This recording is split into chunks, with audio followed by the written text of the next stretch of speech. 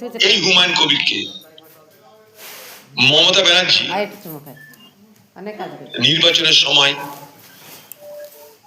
ব্যবহার করেছিল আমাকে হারানোর জন্য।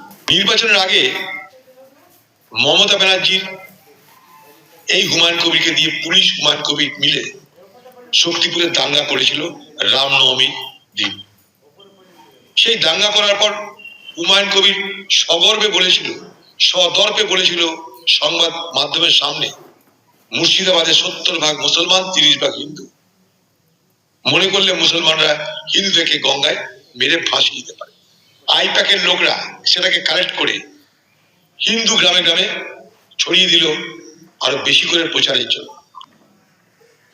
আমার বিরুদ্ধে যিনি প্রার্থী ছিলেন ক্রিকেটার, তিনি মুসলমান ছিলেন, তাই মুসলমান ভোট তো পাওয়া যাবেই, হিন্দু ভোটে আঘাত হানো যাতে অধীর চৌধুরী হারে।